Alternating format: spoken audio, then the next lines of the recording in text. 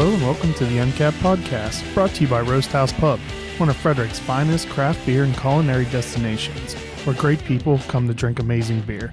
Visit them to track their taps and menu at roasthousepub.com or download the digital Pour app to track what's on tap. This is episode 133, and I'm your host, Chris Sands. Today we're joined by guest number 2 of the Uncapped Podcast, and the only person I've never interviewed for this show because I decided I didn't want to talk to him at that point. Mainly because I was extremely sick and didn't have a voice. Tom Barse, the owner, founder of Milkhouse Brewery at Stillpoint Farm. Morning, Chris. Glad to be back. And then all the way from last week's episode, we're joined again by Sarah Healey, the marketing manager of the fine establishment. Hey, Chris. Thanks for having me again.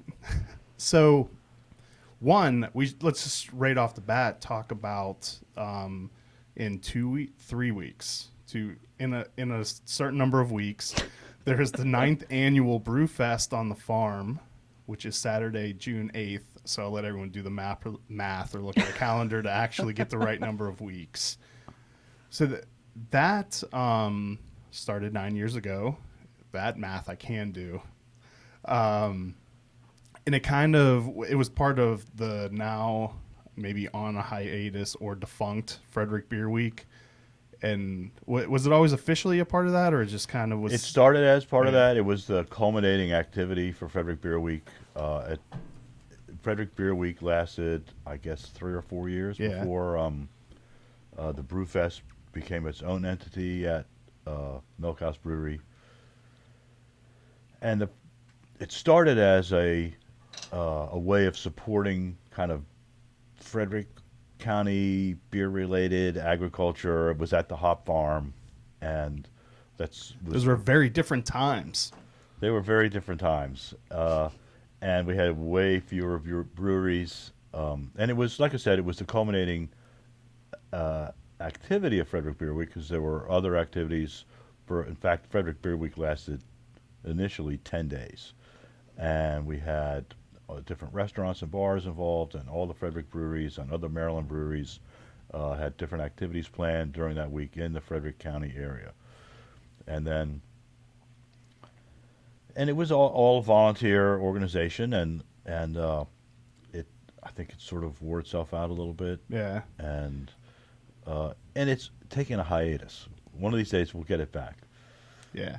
Well, I think a big problem now is there's just so much to do in Frederick and the entire area or all of Maryland that it's kind of hard to have a long, because I think Baltimore Beer Week is also taking a hiatus. Are they?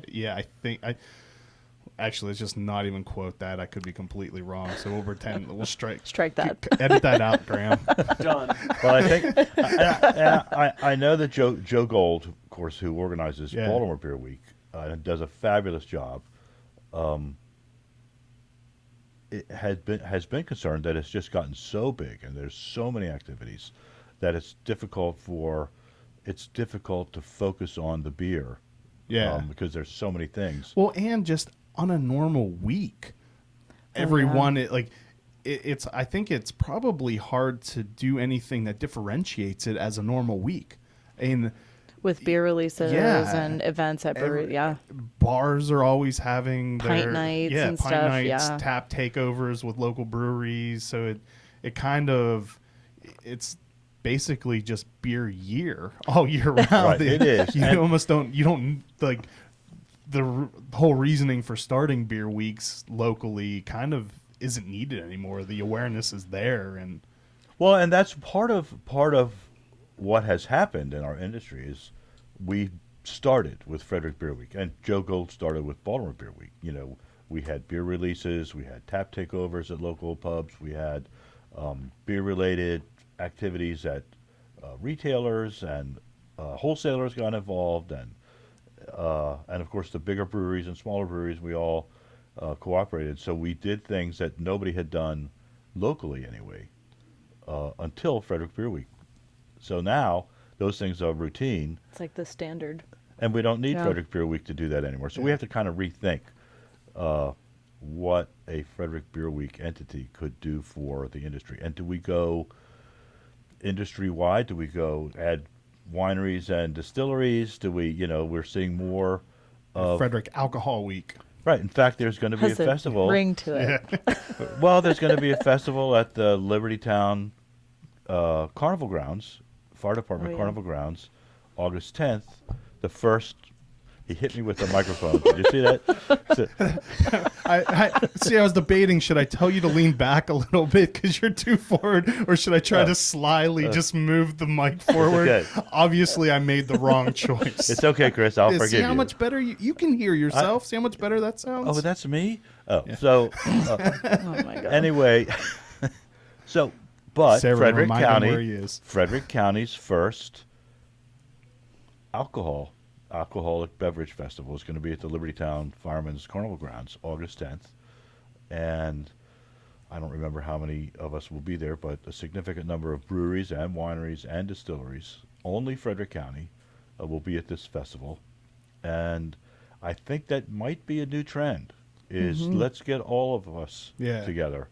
Well, so there are corporate entity also owns a magazine publishing company, and they have a new magazine they came out with called Fermentation. It's about all like fermented foods and alcohols.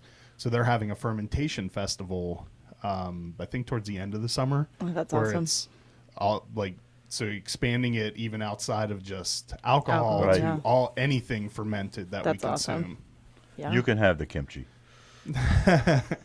All right, so I kind of got us way off topic.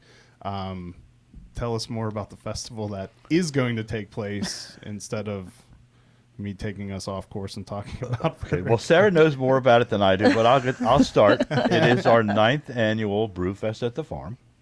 It is on June 8th from noon to 6. We have 20 Maryland breweries are going to be there, including Milkhouse Brewery.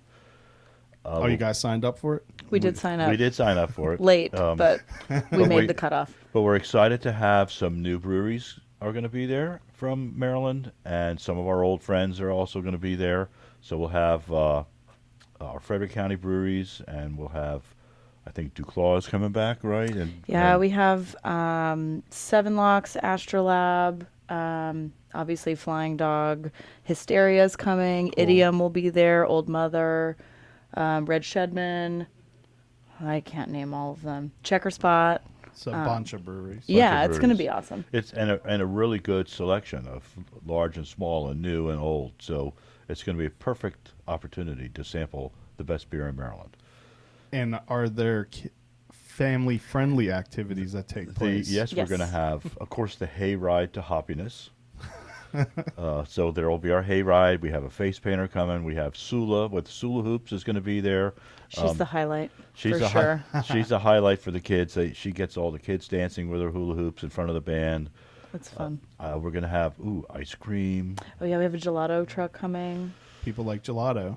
Yeah, we have Sweet Farm, Boxcar, Knife and Kitchen, Maita's Peruvian, and Say Cheese. So we have lots of food vendors. Yeah, so we've gone from our old friends, Chillin' and Grillin' and Chillin'. Little Ron and Wolfie will no longer be cooking for us. They've both decided to retire. So we've gone food truck. Cool.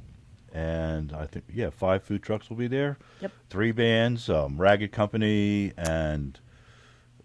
the Dave Zalanka Band, and You're bad. Hucklebuck. No, No. not Hucklebuck. Oh my God, I'm picturing the poster in my brain. All right, so Anyway, 3 bands. where can bands. while she frantically tries to find that information, which I guess I could probably be nice and help with the computer sitting right in front of me. I probably could have looked that up for you. Oh my God, I'm the worst. Where do people get tickets? So tickets are online at mdtix.com. Yep, and you can also get them in the Milkhouse tasting room Yeah, so as well. they're available in the tasting room. We're open Thursday through Sunday, and tickets are on sale until midnight the night before the event. And then if there are tickets left, we will have tickets at the door as well. Cool. The Brahmin Noodles. That's the other band. That's our other band. Good job, Sarah. I didn't schedule it. It's fine. All right, so people should go to that. The few that I've been able to attend, which is only a couple because you always schedule it on a weekend that I can't go. Thanks a lot. That's what you get for being a dad. They were a lot of fun. It is a beautiful farm, so it's the perfect scenery to kick back and enjoy some great craft beer, listen to music. Yeah. And that's the other thing. It's down on the farm, so it's not up at the brewery. The brewery is open as well, so the tasting room is open as normal. But the festival itself is down on the farm. You get, the hop hayride to Hoppiness takes you through the hop yard and around the farm up on top of the hill, so you can see the whole festival. It's really a good time. There's a natural amphitheater in front of the bands, in front of the bank barn, so you can sit and get a beer, get a sandwich, have a picnic. You can bring tents and set up above on top of the hill, so you can see everything. So bring lawn chairs, bring a pop-up, come hungry, and come thirsty. All right, so now let's just talk about your story, because I find it fascinating your path that you took to becoming a brewery owner. You've kind of reinvented yourself multiple times. Well, I don't like. Do you remember that far back? I can remember way back. I remember. So, beer. Let's talk about beer. Okay.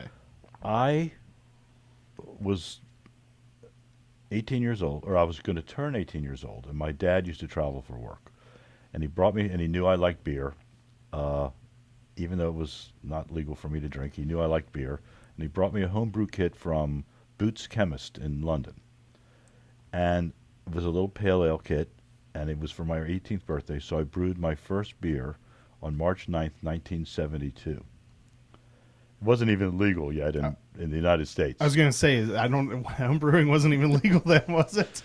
So when did that ever stop me? Yeah. So it was actually not very good, but it got me hooked. And you have to remember, I didn't know, but English and American measures are different. So I didn't explode any bottles, and the beer was drinkable, but it got me hooked. So in those days, you couldn't go to your local homebrew shop. There was certainly no online. So you had to go to the grocery store. At that time, you could get Blue Ribbon malt syrup in a can, and it came light and dark, hopped and unhopped. What would that even be used for? It was from Prohibition days when you could not follow the instructions to make beer. Oh. Hopped syrup. What does that taste like? It was actually sweet and delicious. And now, they actually, the company got bought by some larger homebrew malt business, and so you can basically get the same stuff. I remember Bob Frank in his homebrew store had some old cans of it sitting way up on the shelf in his store. That's cool. Funny. And at his old location in downtown Frederick. But we used to use a lot of that, and corn sugar, and once in a while my dad would go back to England and he'd bring me home hops and yeast, and I made a lot of beer with Fleischmann's bread yeast. How well does that work? It works. It's amazing, actually. It actually works, and your beer tastes like bread, especially if you don't have enough hops. But we drank it anyway and loved every minute of it. So, and there was, and all the information about making beer was from England, at least English books. They were all English homebrew books. Mm-hmm. Anyway, so that is what got me started. So then I became a homebrewer. And then when it was legal, Bob Frank opened his store in 1980, I think it was. And there was another store that opened in 82 or 3 in Gaithersburg. I didn't realize the Flying Barrel had been around that long. Well, and it was a self-serve establishment in the antique. It was an antique mall on Carroll Street where Blue Ridge went in. So, no, I'm sorry. Yeah, right down the street from the antique mall, Blue Ridge Brewery went in. And then, of course, Bob Frank moved his store. But it was a self-serve store. It was an antique. He was working. And so you could go in there and pick up your little homebrew stuff and pay at the antique store counter. So it was self-serve, and then when he finally opened his actual store, it was kind of next door, and that was where Blue Ridge had been before they moved out to where Flying Dog is now. So I would go get my stuff from Bob, and kept brewing beer, and then Carol Ann and I bought the farm in 2008, planted hops and bought sheep. So we've been raising sheep and hops ever since. You don't use the sheep in the beer. No, but we do use them in the hop yard to keep the weeds down. So they do a good job for me. They're excellent natural weed eaters. Selective weed eaters. Yeah, and they do a really nice job for us. So then, anyway, so I planted way too many hops, and thought, well, we can sell these hops. So I went to the beer festival at Union Mills. I think it was in 2009, and brought a bunch of hops, handed them out to brewers. Didn't know what I was doing. Handed them out to brewers, and then 2 days later, I got a call from Hugh Sisson at Heavy Seas. Hi, Hugh. And he said, "Do you have any more of those Maryland hops?" I said, "Sure I do, Hugh." So I made an appointment, went down, brought a bunch of hops. We sat around, and he's rubbing them in his hand and smelling them, and he's like, "These are the best hops I've ever seen." I said, "Good, I'm glad you like them. You want to buy them?" He says, "Yeah, I'll buy everything you've got." I said, "Good, they're $18 a pound." Just a little high. Which was 5 times more than he was already paying. But so he got some, and we made a beer with my hops. It was actually a porter, and at first I'm like, "You're going to use local hops?" And it was a wet hop porter, and I thought it would be horrible, and it was delicious. And so it had my hops and Del Hayes, who was another hop grower in the county. He and I kind of got this thing started, and then Flying Dog started using our hops, and in their Secret Stash series, the first Secret Stash series. Yeah, I remember. And Steve Jones at Pratt Street Ale House loved our Chinooks, and he used his Chinooks in some of his beers. So I started thinking, and you can stop me because I'll keep going forever. Well, that's a good place to point then. We will stop, take a real quick break to thank our sponsor, and then you can continue your story after that. Okay. And I will remind you to stay silent during the thanking period. So, thank you. To our presenting sponsor, Roasthouse Pub, which is located at 5700 Urbana Pike in Frederick, Maryland. If you have listened to this podcast before, you have definitely heard me go on and on about the beer dinners that Chef Nico creates. Simply put, they are amazing. But Roasthouse Pub has much more to offer. Their friendly staff is knowledgeable about beer and will help you choose from among the 20 beers they have on tap. In addition to the awesome beer selection, the food is always amazing. Make sure to follow them on Facebook and check their website at www.roasthousepub.com to keep up to date on their constant stream of events. So when you first started growing hops, was your plan just to use them yourself, or was it always to try to sell to breweries? Well, I knew I had planted way more than I could ever use in my own brew. So I initially thought, well, if I'm going to own a farm, I'm going to grow something that I love and see if I can sell it. So I planted a half an acre, which was huge for me. I mean, 2 or 3 plants is all you need as a home brewer. So I always had the idea of trying to sell them. And then after we started selling them, I thought to myself, I'm still home brewing. I'm brewing in the old milking parlor. And I thought, the wineries grow grapes and make wine. I wonder if we could make beer and sell it, because we grow beer ingredients. So, of course, we go to the county, and the county says no. Because I think the county says no. That's their initial answer to everything. And we finally, so at the same time, Tom Flores from Monocacy and Greg Clayball, who's a farmer in Kemar, were working on experimentally malting barley. And Greg had been growing barley for a while and working with the University of Maryland. And so they were interested in having a farm brewery, and we were interested in having a farm brewery. So we finally got Frederick County actually to change the zoning ordinance to allow a form of farm brewery, and it was based on language that existed in the Calvert County zoning ordinance, which was to try to help tobacco farmers that were not allowed to farm tobacco anymore. There was a lawsuit against tobacco companies, and so tobacco was out.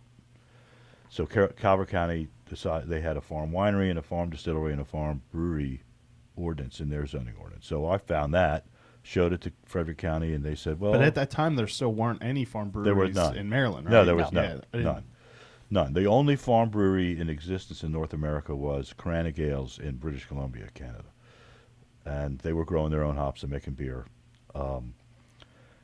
And the wife, and I can't remember her name, published a book about growing hops on a small scale as well, which I had bought, and that's how I found out about their little brewery. So, And at the state level, there wasn't a license there was yet no, either, right? there was none. You had to have a Class 5 license, which cost $1,500 or something. Our farm brewery license is $200. So if you wanted to have a farm brewery, one of the problems was under the Frederick County ordinance is that you also had to have a commercial liquor license, which at that time you could not get in an agricultural zoning district. So it's like, okay, you can make the beer, but you can't sell it. So, so we went to Kelly Schultz, who was our delegate at the time in the House of Delegates. She was our local delegate, and so Gary Brooks actually, who used to own Barley and Hops, Tom Flores, Greg Clayball, and Adam Fry, and I met with Kelly Schultz and said, we really would like to do something like the wineries do. Can you help us out? So she was like, this is awesome. This will help Maryland farmers. We can get behind this. And she found 1 million sponsors for the bill, and it was introduced into the Senate and the House. And I didn't realize what a miracle this was at the time, but the fact that an alcohol bill that helped breweries passed unanimously in both houses the first time around apparently is a really big miracle. I've since found that that's difficult, although we had a great year this year in front of the state legislature. So I had already started building the brewery under the Frederick County ordinance, the farm, and then when we got the Maryland law passed, it was passed in 2012.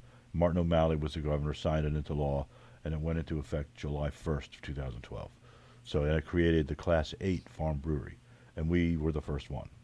So and it was much better for business than the county ordinance. So we just kind of forgot about the county ordinance, didn't worry about it, didn't need to get a Class 5 brewery. Now, Adam Fry went that other route initially and decided he would try to be a production brewery under the Class 5 Frederick County Farm Brewery Ordinance under the zoning ordinance, but ended up finally changing over to a Class 8 himself as well. And he since has built a tasting room and yeah, because being a Class 8 really only makes sense if you have a tasting room that you're selling exactly through. Exactly. So and actually it's kind of interesting. It became the model for the kind of modern Class 5, like the Old Mother and the Attaboy, where the tasting room is the main part of the business. Yeah, because back then you were the only brewery that could sell directly to a customer for consumption on site. We were allowed to be open from 10 to 10, 7 days a week. We could serve you a pint. You could come and have, get a flight of samples. We were the only brewery that was allowed that in the state. We were open before a bar or liquor store could sell beer on Sunday. That's crazy. So yeah, to think of, So we did, and so we didn't even think of those advantages. What we did was we took the Winery Modernization Act, which had passed, I think the session before, it might have been 2 sessions before in the state legislature, and we basically mirrored that law into the farm brewery law. What, find and replace wine for beer? Sort of. It was a little more complicated than that. And we did that actually at mine and Adam's kitchen table, writing, crossing out and, adding stuff. And then, of course, you hand it over to legislative services at the state legislature, and they turn it into the wonderful legalese that it is today. But, well, I mean, you made a big jump in your timeline. But you were a lawyer at one time also, right? Yeah, I have done a lot of things in my multiple careers. I practiced law in Frederick County. I retired from that in 2002 and taught high school at Gaithersburg High School in Montgomery County for 10 years. What kind of law did you practice? I was a trial lawyer, mostly criminal defense, a little workers' comp, a little bit of personal injury, but mostly criminal defense. which was awesome. It was fun. I loved going to court. I represented people that you would not normally want to meet on the street, but I loved it. I represented your constitutional rights, and your constitutional rights. Those are the loopholes, that people complain about finding. You happen to be your constitutional rights. But anyway, so I did that, and I retired, and decided I did a lot of juvenile work as well, and I love kids, and I had my own 2 teenage boys, which you can have if you want. Now, they're all grown, no trouble at all. And decided to go into teaching in public school, and went back to baby teacher college and at night and got my certification and started teaching, and I loved it. It was a great job. It was so much fun. I should have been fired every day. We had so much fun. So, but at that same time, I was building the farm, planting the hops, raising sheep, decided to build the brewery, and I finally retired from teaching after 10 years and did the farming full time. What did you teach? I taught social studies. I taught a civics class. We call it NSL, National, State, and Local Government. And I taught a law class, which was an elective. And I was the mock trial coach. And I did mock trial. Did you really? Did you? Do you like to argue? No, I'm very amicable. Chris is Mr. Mellow. Tom is not. I like to argue. Anyway, so I did that, and yeah, so I was a lawyer and teacher and farmer, and when I was a kid, my folks bought a farm in West Virginia, in Preston County, and I raised sheep and made hay and planted 3 acres of wine grapes that never went anywhere because I got accepted into law school and my mother made me go. So I took a hiatus from agriculture for a few years. So that's, yeah, and so now I farm full time. We raise a rare breed of sheep, Leicester Long Wool, which are...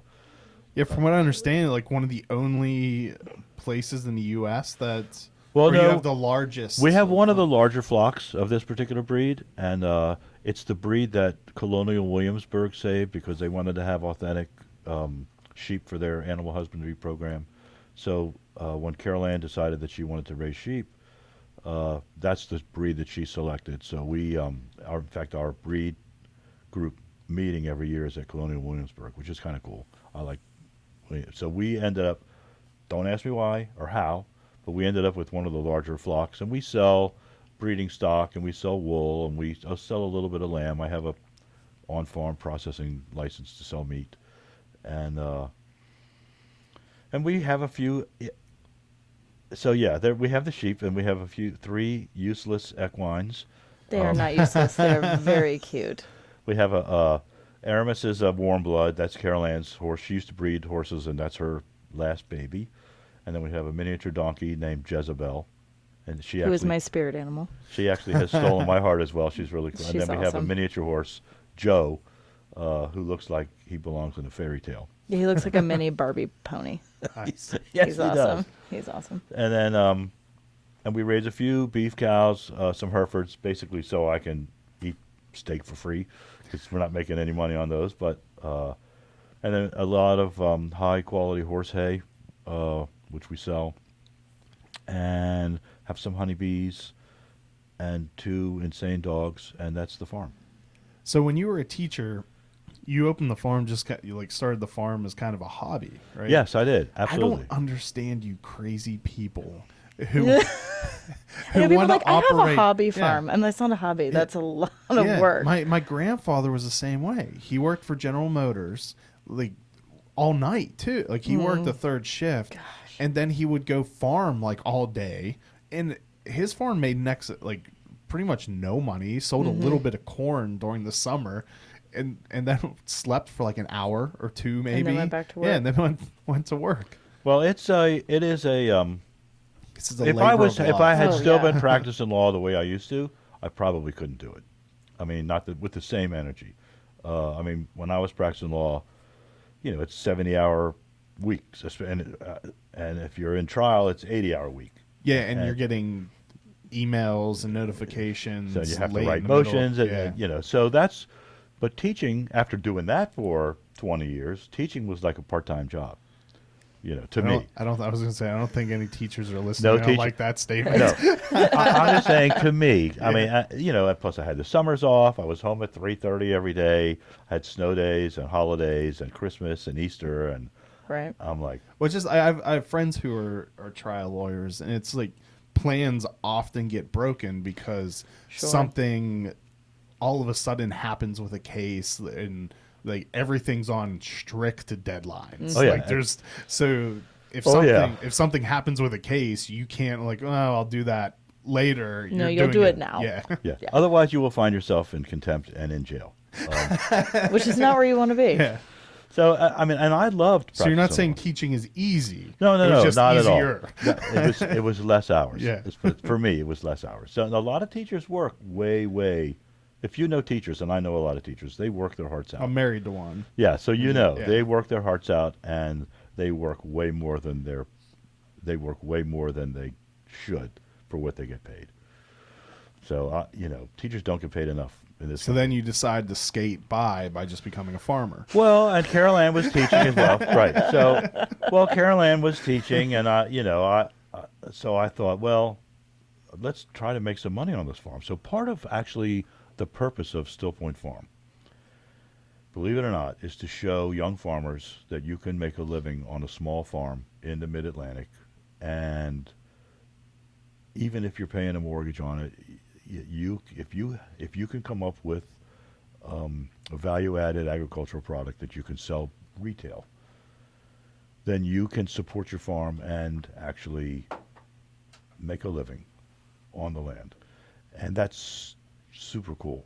So, and I would think like the general attitude of society now really leans towards that too, with the trend of everyone wants local. So while there are plenty of regular breweries that are locally made, but you're locally made. Well, Right. and people do like to know where their food comes Yeah. from. I mean, this is a trend that's been going on for 10 years, 15 years. It's like those damn hippies, The hippies and the millennials, man. They're just ruining America. So people like to know. So that extends to their beer and their wine and their. Are there any other spirits. groups you guys want to affect today? I am a millennial. And I am an old hippie. So, so people like to know where their food comes from, and at my farm, because part of our goal is to support Maryland agriculture and to show that Maryland agriculture can support the beverage industry, or at least part of the beverage industry, we wanted to make sure that we made beer with as many Maryland ingredients as we can. And so now, thank goodness, we have 2 malt houses in Maryland, Dark Cloud in Cooksville in Howard County and Chesapeake up in Harford County. The majority of our beers are 100% Maryland grown. So we actually work with Dark Cloud to grow our own barley and wheat. So like our Hefeweizen is 100% Maryland grown. Our little Belgian farmhouse ale, which is is it still our most popular? It depends on the week. Yeah. One of our most popular beers is 100% Maryland grown. This new little lager that we make is 100% Maryland grown. And at one time, I hate to say it, but a 100% Maryland beer did not taste good. No. Well, and we struggled with that when we came And- online with the malt houses. But now it's a beer made with Maryland products. Absolutely. It's just as Exactly. good. And there is, not always, but sometimes, and some of our customers notice a flavor difference. And I think that it's really They're the lying fact to that it's themselves. fresher. No, I think you can take, because we use a malt that was just malted 2 weeks ago rather than a year ago. Yeah. And you can taste the freshness. Well, we pick it up the day before we brew, and we mill it right then. So the freshness you can definitely taste, but to be able to work with these local malt houses and hop growers is also showing young farmers that they can diversify, and you're not just relying on the standard corn, soy, wheat. There can be something interesting about the product that you're doing. And it doesn't have to be beer or wine. Or No. It could be cheese. It could be. There was a guy making, still is, heirloom tomato sauce. There's a new place. Now, I would definitely. I'm here for that. That has to taste completely different. Yeah. Because that is, I don't know if there's any other piece of produce that is so dramatically different, whether it's purchased in the store or grown in a garden. Yeah, The it's- taste isn't even comparable. No. So it's anyway. So there, if you like I said, if you can come up with a value-added agricultural product, whatever that might be, ice cream or cheese or wine or beer or spirits, or tomato sauce or Yarn. there are several. Yeah, like we grow this. We raise these sheep, and we unfortunately they have closed. They retired. There was a woolen mill in Walkersville that we worked with that processed our wool into yarn that we sell at farmers markets and at the brewery and online and at the Sheep and Wool Festival. And so we're working on Fiberfest. Fiberfest. Yep. What is that? And I really don't know. It's something this company does, but I'm not a knitter or No? Is You're that not a knitter knitting? or a home brewer. I'm not a home brewer either. We discussed this on our last chat. But anyway, so you can so we chose beer because I make beer and I love beer and and the other thing that's happened too, Chris, is that Maryland hops have way improved. Yes. So the Maryland growers, even us. I mean, I've always been happy with my hops, but now we have Dan Carroll, who is getting ready to open Prospect Point Brewery, Farm Brewery in Frederick County. Had planted Where is that in Frederick? Figgyville, right on 180, on the way to Jefferson. It's on the right-hand side, on your way to Jefferson, outside of Frederick. Okay. So I think it's 3 miles outside of Frederick. It used to be an old horse farm, and the infield of the horse track is his new 10-acre hop yard. That is so Oh, cool. cool. That's Yeah. so cool. So there, anyway, so he's in Frederick County. Then we have Che Carton in Baltimore County, Big Truck Hops in Baltimore County. Adam Dellinger was just over the line. Is in Che Carl- opening a brewery also? He's working on it. Okay. He is working on I it. thought I had heard that. And Big Truck's working on it too. Yeah. So we have some really, really high quality hops being grown in Maryland, and they are delicious. And the terroir makes a difference. A Cascade grown in Maryland is different. I'm not saying it's better, but it's different in interesting ways than a Cascade grown in Oregon or even in New York. Yeah, depending on the area just like that wine. yeah, it's You know? completely different. So I really like that fact. In fact, the brewer at Empire Brewing in New York, now they have a new brewery in I forget the name of the little town, but it's a farm brewery. They grow their own hops. And anyway, the brewer, Tim Butler, hated Cascade hops. Every other brewery in America was brewing with Cascade hops. This is like 10 years ago. And he's like, I'm not, so I'm going to be that guy who doesn't. Well, like then, you with Simcoe. Yeah. And Citra All and the good- Mosaic all the good and ones. yeah, all the horrible ones, you mean? Good ones, yeah. All the horrible ones. So, anyway, so somebody gave him some New York grown Cascade hops. And he's like, okay, I'll try to pilot. Anyway, he fell in love with New York Cascade because they were different enough. And then, so all of a sudden, he's buying New York Cascades all over the place and uses them, and convinced Dave Kadleski, who I think you probably met at last year's Flying Dog event. He used to be the president of the New York Brewers Association. Oh yeah, I met him. And he convinced David, who owns Empire Brewing, to start this farm brewery in New York, growing hops that they use now in the brewery, and especially Cascades. So Yeah, because that's every year Flying Dog. Last year was the first year, right? yes, For Field Notes, Right. And that, Or but maybe they 2 years ago.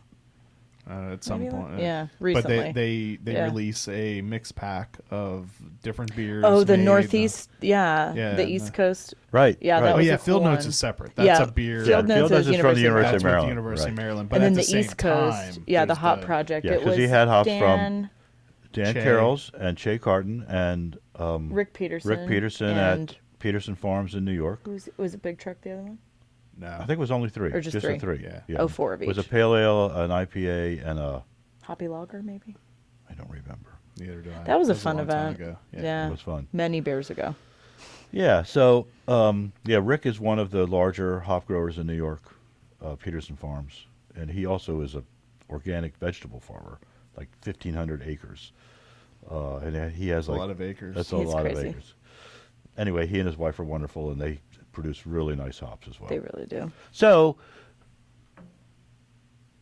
I guess we'll go back to where we started.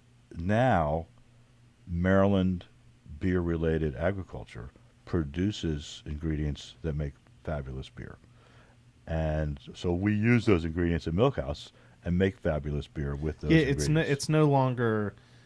I mean, I think it's a harsh word to use because connotation and stuff, but a gimmick. I mean, at one time it was kind of a gimmick to use all Maryland ingredients. Yeah. Because it wasn't. Well, because that you're right, exactly, Chris. It's not cool just to use Maryland ingredients. I mean, it's cool to make good beer, but it's really cool to use local Maryland ingredients and make really good beer. And not to have a discernible taste difference. Like the only reason you know that they're Maryland ingredients because I'm telling you. Yeah, because you're being told, not because like, oh, this doesn't taste that great. Was this all Maryland stuff? Well, and you've seen now that we have all these farms online and these 2 malt houses, you've seen a huge influx of interest from brewers in wanting to. The demand is there, so the industry is just trying to catch up. Yeah, I mean, we're one of the smaller breweries, and we're buying up almost the entire product from a malt house. Yeah, so you have, and it's a lot of it's thanks to you pioneering the way, and then with the support of Flying Dog at the very beginning, you working with them. And then University of Maryland Agriculture Extension getting involved to do the research, and there's a lot of resources being put into the education and learning how to do everything. Right. And and it took a long time, but we finally did get the University of Maryland Extension Service involved with hops, and then they also did a malting barley trial. Unfortunately, they ran out of funds for that trial, and they were very successful with that, and so it's really too bad that we ran out of money because the research that they did there, and the data is there, would have been very helpful to Maryland grain farmers, of which there are plenty, who would be interested in producing malting barley. And we'll get there one of these days. We don't have the infrastructure. It's not like out in the upper Midwest where farmers can store their grain at a silo, make sure it's properly dried and tested. Yeah, because now the weak link is just the malt house capacity. Right? Exactly. Malt house capacity and grain storage and handling. Okay. So we don't, some farmers do, but usually you grow your wheat or your beans, your corn, you take it to the silo, sell it, get your check, and you're done. There's a whole another step involved. If you're going to grow malting barley, you need to have it stored in a proper place so that when the malt house is ready for it, you can get it to them. Okay. The malt house would never be able to handle everybody's malt truckloads of barley at the same time. So you're going to have to be able to. Yeah, because the problem is everyone's harvesting at the same time. Exactly. So it needs to be able to be stored, and the malt houses I don't think are going to have that capacity. We actually had Jan Gardner held an agricultural summit a couple weeks ago. And one of the things that came up was trying to find seed money to start a malt house in Frederick County. Oh, wow. So it's something that we're seriously looking at. And I guess it's my fault. So sorry, Sarah. But I've been really an advocate since the beginning of trying to figure out how to support Maryland farmers and put Maryland farmers and beverage producers together. It doesn't have to be beer, but whiskey. I know that there's a fellow up in Carroll County producing all of the rye for one of our Maryland distilleries, and I can't remember which distillery or which farmer it is, but I've met him, and he actually provided some of the rye. Is he organic? And he is organic, and he is a CSA farm as well. If he's organic, it might be McClintock then. It probably is McClintock. And he has a CSA farm up in Carroll County. He's like in New Windsor or something. Yeah, I can't remember. I forget his name. Either. Great guy. He provided some of the rye for us. We made this beer with the University of Maryland's first hop harvest, and we made a little pale ale with University of Maryland hops and some of this guy's rye. And it was a really delightful little beer. What did we call it? Test Yard. Test Yard. Yeah. What's your favorite beer that Milkhouse has made? Oh, my God, Chris, they're all my babies. Which is not true. He doesn't drink a lot of them.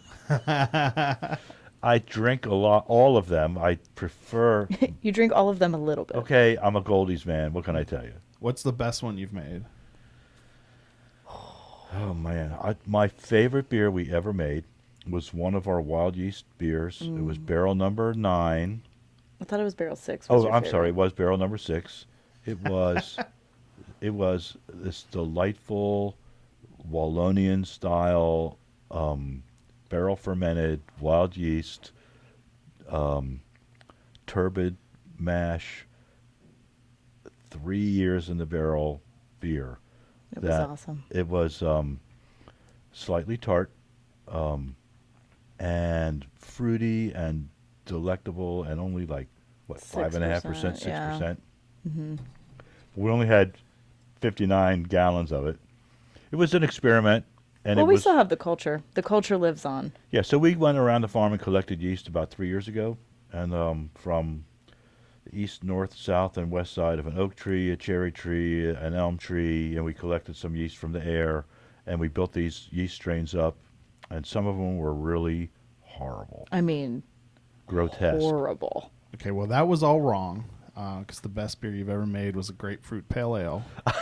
Oh, that. It wasn't actually really. I drank a lot of that He beer. was so mad about that. He was mad about every part of that. And then he drank more of it than anybody. That was a great beer. It was a great and an beer. amazing idea. A genius came up with that. So it was actually, Genius. and the Frederick News Post staff actually helped. They ground the grapefruit, Zested. Yeah, we zested zested them. Excuse me, you Zesty. zested them, and That Ben- was a great beer. God, I Ben- forgot about that. Ben Little convinced me I should use a half a pound of Simcoe hops in the whirlpool to boost the citrus in the Cascades. It was the Maryland fabulous. Cascades. It was a good beer. I know. I remember when we were meeting, and I suggested those hops, and it was Abby at that time, and she said that Tom probably will not go for that. Probably After was talking- putting it lightly. After talking to Ben, To a professional. well, Ben was at he was at Manor Hill still, and he of course they use tons of Simcoe and Citra. Yeah. And they make that Citra Splendor, and I kept yelling at Ben all the time that I hated his beer, and he finally made a little amber for me, just for me. That was delicious.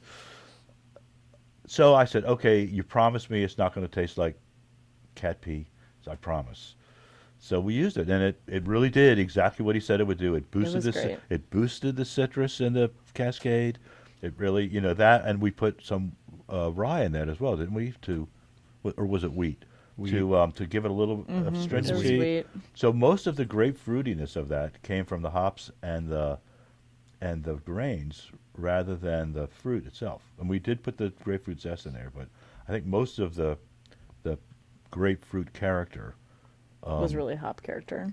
So yeah, so it was delicious, and it was only 4%, and I drank a hell of a lot of it. Man, it was delicious.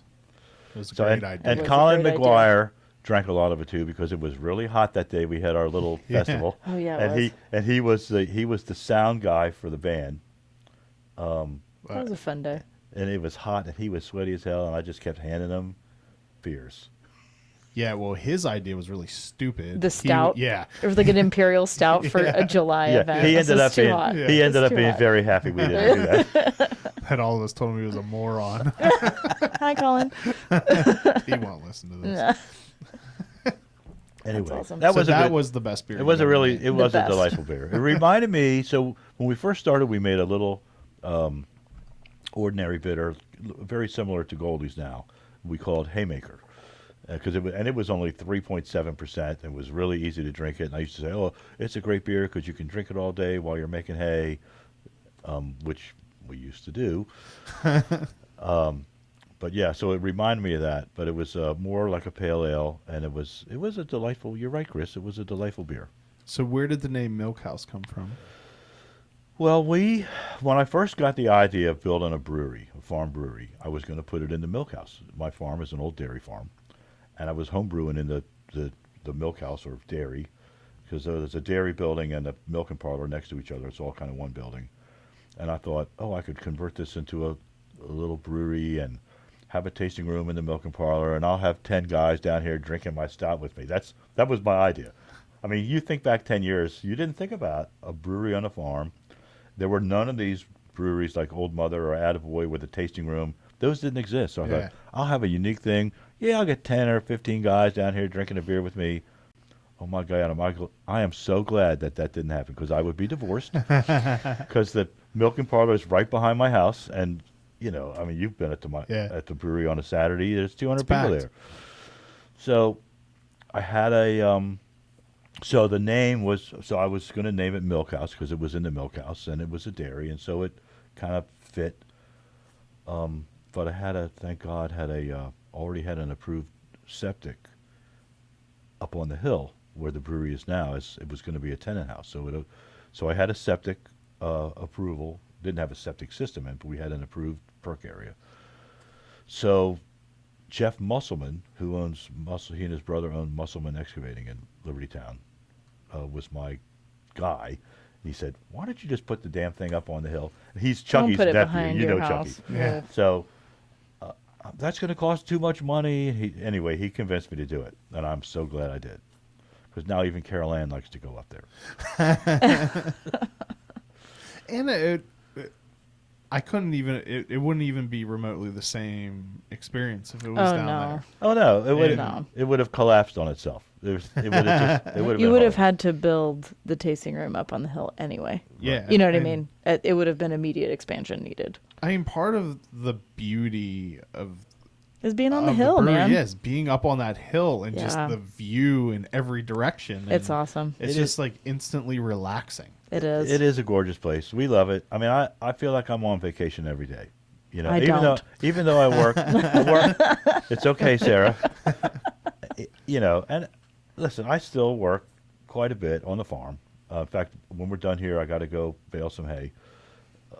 And we finished lambing about a month ago. Have 14 little ones on the ground. Everybody's healthy so far. And if people guess right now how many bales of hay, They already guessed. Oh, did they? Somebody nailed it.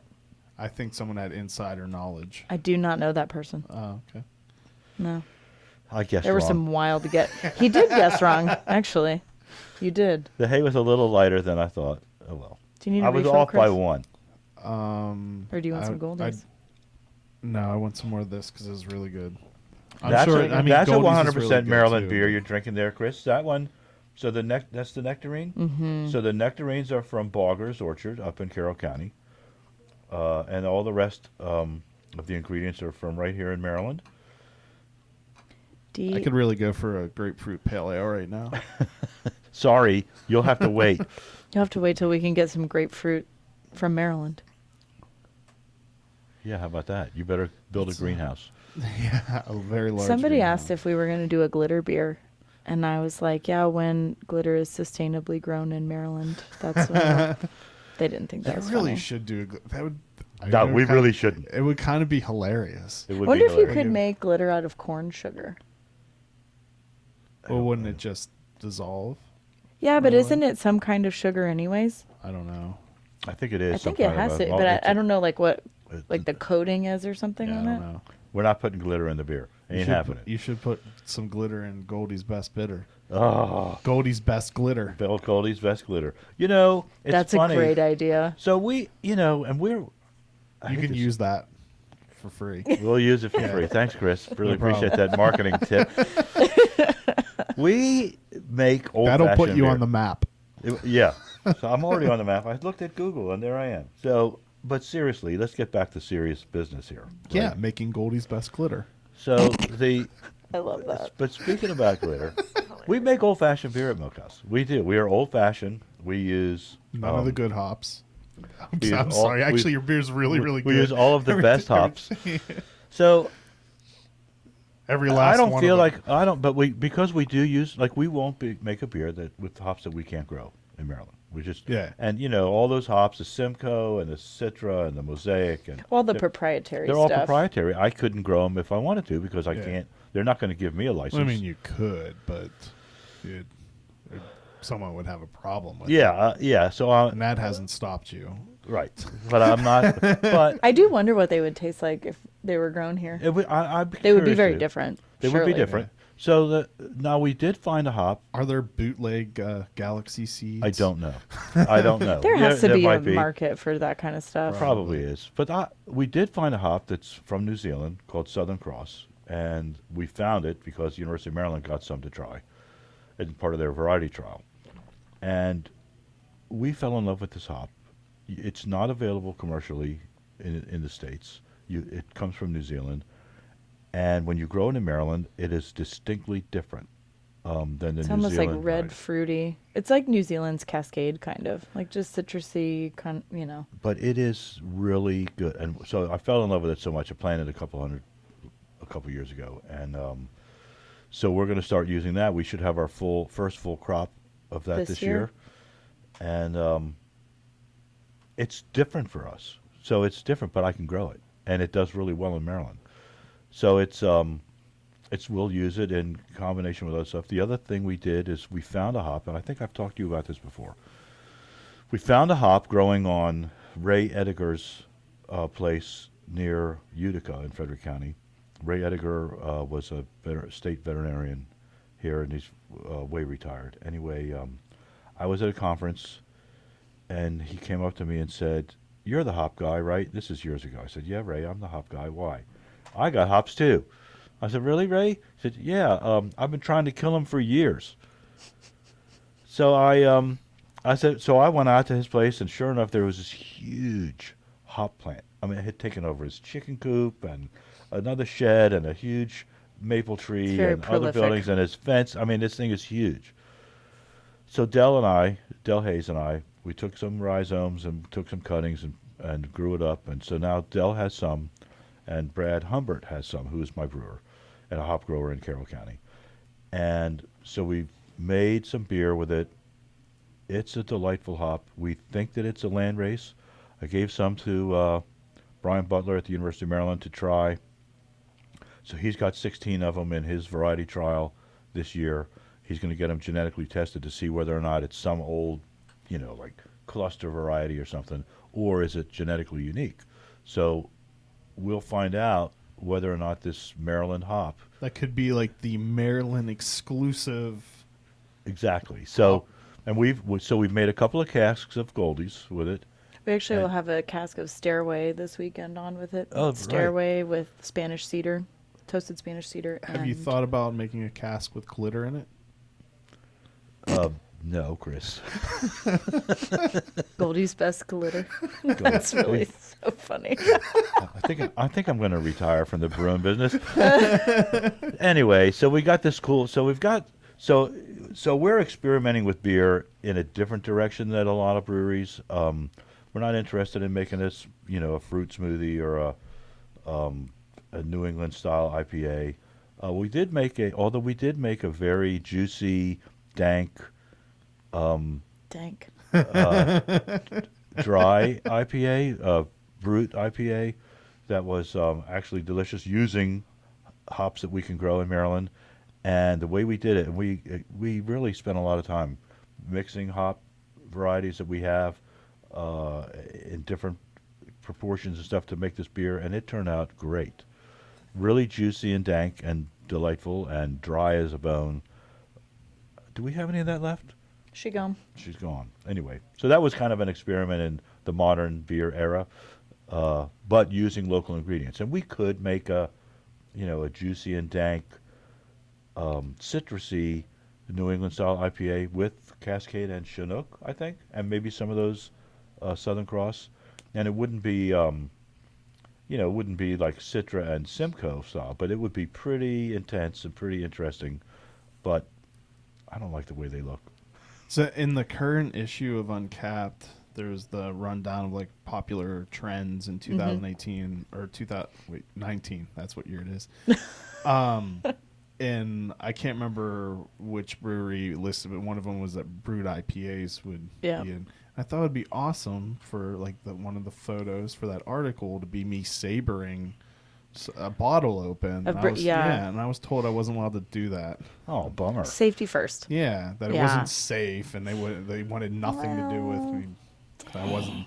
And you can't get. I really want to do that So sometime. do I. I just found out you can't get Tannerite shipped to Maryland anymore. So we can't blow stuff anymore. up. It's been a long time because I've actually been looking into that recently because I have some stuff I want to blow up. We was talking about we it used to yesterday. blow we used to blow things up on the farm quite regularly, and the boys, not Carol Ann, always got mad at us. But Rightfully so. we were blowing stuff Wives up. are just buzzkills. Oh, Well, that's and we were mean. blowing stuff up. Always want people to be safe and following the law. And Not scare the animals is the big when they start to. Or bother our Sunday customers. That's what I got in trouble for. We were blowing stuff up, and Carol Ann calls me, "What are you guys doing? Blasting a cannon off down there?" you did not do that while you had Sunday customers. Yes, I did. No, you didn't. Oh, you're right. I didn't. You did not. It didn't happen. That law went into effect in 2012 or 13 somewhere. It was a Monday. Anyway, can't get it anymore anyway. So, Yeah. oh well. Anyway, I know Flying Dog used to blow a lot of stuff up too with it. Oh yeah, because they made that also would have been made while it was illegal. No, that was a long time. It was a ago. long They time made- ago. Yeah, the Gonzo tribute Yep. video What? they made. Oh yeah. Yeah, they took a. I was going to strand- be there, and I forget what happened. I for some reason, I was invited, and I was going to be there. And Yeah, I was Jim actually invited me to go to that too, and I. What was it? They, blowing up a barrel. They had a Stranahan whiskey barrel Yep. that it was one of the Gonzo barrels. Yeah. And I think it was right before one of the Gonzo fests. So, it was on his birthday. They took a Gonzo barrel and filled it with tannerite and shot it, and it went boom. It's a cool Nobody video. was killed. Yeah. Except for the barrel. Yeah. That's crazy. Yeah, I missed it for some reason. I don't know if it was. I don't remember. I wonder if they still have that video on YouTube. Probably. I'll have to link to that because it was a fun video to watch. Yeah. Anyway, so we don't blow things up at the farm anymore. Oh, well. We're much more laid back these days. No explosives. No No explosives. explosives. But we do. I tell you what, though, we still do Actually, make you beer. can still get it if you get an explosives license. Well, I'm not which going to for do that. far- but you That can- makes it legal. Well, then who wants to do that? Yeah, no. So what you're my saying is gosh. you don't even actually have a brewery license? No, I do have a blue. So something new that you might not know about. We have applied for and obtained our federal winery license. Awesome. So we're going to be making cider because you have to have a federal winery license in order to make Yeah. cider. Even though cider less than 8.5% in Maryland is defined as beer. In order to make it, you have to have a federal winery license. So we got our winery license. And That was just a recent Maryland change, though, right? well, it used to be 7%. Okay. So it was always defined as beer if it was 7% or less. I think Now the it's change 8.5. was mead Yeah, it was as mead beer related, and wine. yeah. Right. So now we could make mead as well. But Carol Ann would rather sell the honey rather than let me put it in mead. So we got that. Anyway, so Won't let you blow things up. Won't let you use honey to make mead. I know. It's like Jeez. that's Keeps why, you alive, That's why I Yeah. love her. feeds you every day. And keeps you in line. That's right. And It's not a an easy two-man thing job. to do. Not an Yes. easy thing It's to a do. two-man job. Yeah, so we're going to be doing the cider now, and we may even go ahead. I planted a vineyard 10 years ago around the corner from the farm, and so we may actually even be making some wine to sell it, not bottling or anything, but so we'll have another option. You for should open a distillery. Have a farm distillery. You know, I have a distiller No, you don't. Okay. who is very interested in doing that, but I'm like, I already have an awful lot on my plate. Well, if you have someone who wants to do it, what do you have to do? Well, Just write yeah, some I have to get checks. another. Yeah, I have to get another license, and then another license, and then the county, and then the county, and then the county. You know, the federal license actually was so easy to get. The winery license. It was. Yeah, they do say that it's like a 93-day processing we got it time, like in 3 weeks, which is a strange number. and to we applied choose, for Yeah. it. We applied for it during the shutdown. or right before. Yeah, and then we got it like, yeah. They were just rubber stamping everything leading up to the. Yep. Looks good. So I think already having an existing TTB license helps Right. as well. Yeah. Because You haven't gotten into trouble yet, so No. you may be and you know, trustworthy. So do you know Maybe. that our tasting Maybe. room will have been open 6 years, June 28th this year? So we're celebrating our 6th year in business at the brewery. You never had. I guess the festival is kind of an anniversary party. It is Yeah. kind of, yeah. So, and it's in June, so it's during our 6th year. So 3 of the first years of the Brewfest were Frederick Beer Week, and then the last have been because we can do what they call multi-brewery activity with our brewery license. So we just changed it to, because we used to have to go get a Frederick County liquor license, and we had to file all this stuff with the county, and we don't have to do that anymore. So, because we're allowed to do a multi-brewery activity on the farm, as long as it's other Maryland breweries. So we can't invite somebody from Pennsylvania or Virginia. Okay. In fact, Larry and I went around because we really wanted to have Vanish here. Yeah. So we thought, well, maybe we'll do a. Because pretty much everything involved with everyone involved with Vanish is from Maryland. Right, Right. exactly. Right. So we wanted to do. So then we thought, well, maybe we'll do. I don't remember if this is last year or the year before, but we thought maybe we would do a Vanish Milkhouse collaboration, and one thing leads to another, and it ended up never happening. So, but that's the only way I made we a beer with them too. Oh, did you really? Yeah. It Oh, was a good. peach pie IPA. It was delicious. I heard I about like that peach peaches. pie IPA. So You would have hated it. I probably would have. It's okay. I don't mind. See, I know where to get beer that I like In your backyard. in my backyard. Pretty much. So anyway, so this not only is it our 9th annual Brewfest, it's our 6th anniversary at Milkhouse Brewery. You know what you should make to celebrate it? Grapefruit pale ale. That's a great idea too. But I was going to say a cask of Goldie's That's Glitter. what- Don't tell Harry because it might happen. I will. He won't do it. Darn it, Chris. He won't do it. So, what size brew house do you have? It's a 10-barrel. We have a 10-barrel brew house, and we brew about once a week. So we make about 400 barrels a year. That's about it. And most of that, well, a majority of it, I think, is sold out of the tasting room and at farmers markets. So we're still in a bunch of farmers markets. And the rest we wholesale. We're in a few select locations. We're at the Woodbury Kitchen in Baltimore, and actually, I should defer to Sarah because I have no idea where we are, actually. Yeah, a couple places in Baltimore, the Keys Stadium, Maxwell's here in Frederick, Morgan's. And you aren't bottling anymore, right? Not anymore, no. We will be bottling the barrel program, the barrel beers, as they come up. That, like I said, it's actually 3.5-year program now, and these beers are coming on, and we'll be bottling some of those in probably 375s. Probably like late summer, early fall. But will be back. those will initially anyway only be available in the tasting room and at farmers markets, and then we'll see how they do, and then we'll talk about wholesaling them as well. Yeah, we got some cool stuff coming online. We have so we were drinking the Nectarine Farm to Guard. We have a Red Plum Farm to Guard coming on, and then we just did a Blueberry Field Hand. Found it. Oh, there we gosh. go. And a Peach Field Hand as well. And then we have some different barrel beers coming up on the menu for the summer that we're really excited about And these are with the wild yeast that we found, from the farm. and or that we collected, I should say, because the yeast is everywhere. And I wish we still had some of that barrel number 6 because it was just wonderful. But We that's still okay. have the culture. We still have the culture, and we can make it happen again, or something very similar.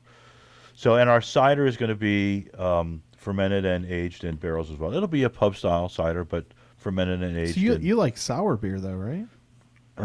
He likes some okay, no. sour. Some sour, Not too sour. Like I love alembic style. Our little field hand, the barrel beers that we make, they're more tart than sour. I don't like your typical kettle sour beer. It gives me heartburn. I love a sip of it. Like in the summertime, our little field hand it's very light and pretty delicately It's sour. like a Berliner. Like a little Berliner Weiss. And in fact, we even serve it with Woodruff or raspberry syrup. But your typical kettle sour is too much for me. I mean, and maybe it's because I've gotten old. I don't know. I can't eat like I used to either. So it ends up giving me What you got there? heartburn. We're not there yet. Calm down. Okay. So the answer is sort of. How about that? What's the best, worst review you've ever received? Oh my God. Let's see. Oh, it was a Yelp review. I probably shouldn't even say this, but I want to say it anyway. You should. I found the the people who bring up Yelp reviews or Yelp and TripAdvisor usually have the best examples of a bad review, because the people This is a bad one. the people who go to Yelp put a lot of effort into their complaining. Well, remember Ted Cruz spoke in Frederick during Yeah. so Ted Cruz spoke, and Abby Casarella, who was our manager at the time. Super conservative. Yeah. So she went there. There was a Hi, Abby. there was a protest organized outside of the. Spoke at the Weinberg, and there was a protest organized outside of the Weinberg, and Abby went.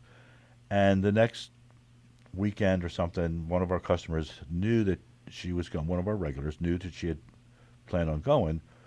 So he asked her, well, so how was the protest? And she said, oh, it was fine, blah, blah, blah. And then he's like, well, what? I don't understand. So what do you have against Ted Cruz? And Abby said, well, we think that he's dangerous for women. That's all she said. Well, there was a new customer, first-timer, behind our regular who overheard the conversation, wrote a Yelp review that said basically, if you go to Milkhouse, the beer is great if you like drinking beer from baby killers.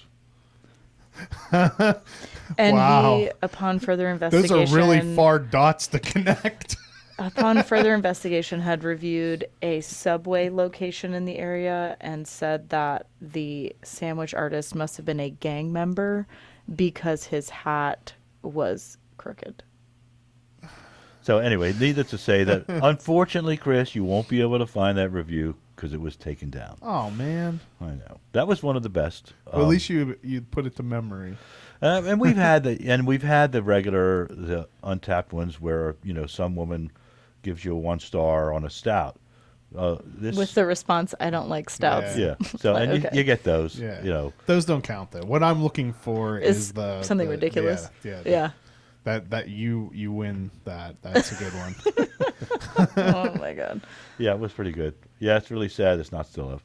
Oh well. What other than the beer made in your backyard, what is your favorite Maryland beer to drink? Ooh. Oh my! I tell you what, I went down to Checker Spot. A few weeks ago, we went down to see Steve, and I fell in love with almost every beer he had. I mean, the man is they're making great beer. What was fabulous that beer. one that they did that was the old Baltimore recipe? What was it called? I don't remember. It was I know what just you're about to talking come about. out that week. That was such a cool beer. It was fabulous. Steve does such a great job. I even liked his watermelon beer. He didn't like it, but I liked it.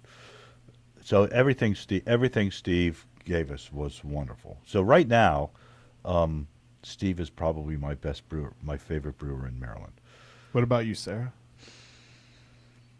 Well, I'm like I think Tom's rubbed off on me. I'm like an old man drinker.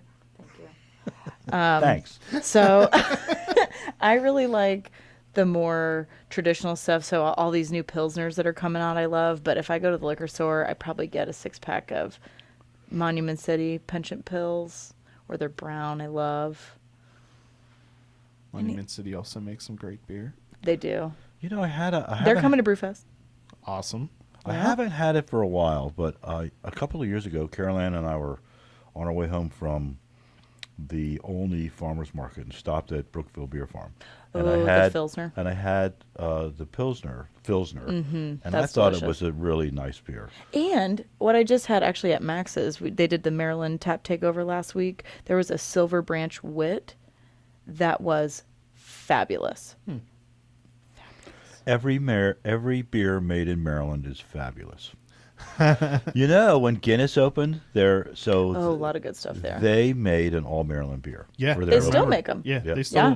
they have I think the last time I was there, I believe one of the beers. Yeah, they do usually it have pretty at regularly. least one on, which is so cool. We're very proud of that. So Heck yeah. What are we drinking, Chris?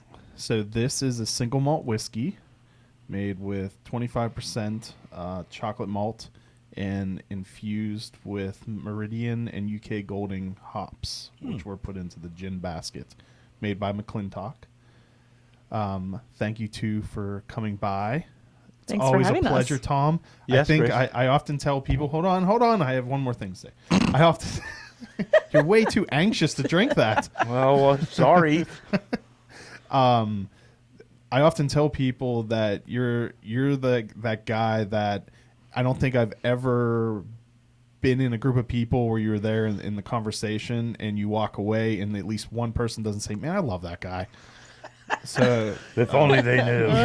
It's usually people that don't really know you. Right. But, Thanks, Chris. but so thank you for coming out. It's always a pleasure, Tom. Thank you everyone for watching and listening. Cheers. Thanks, Cheers. Chris. Thank you very much. That was my microphone.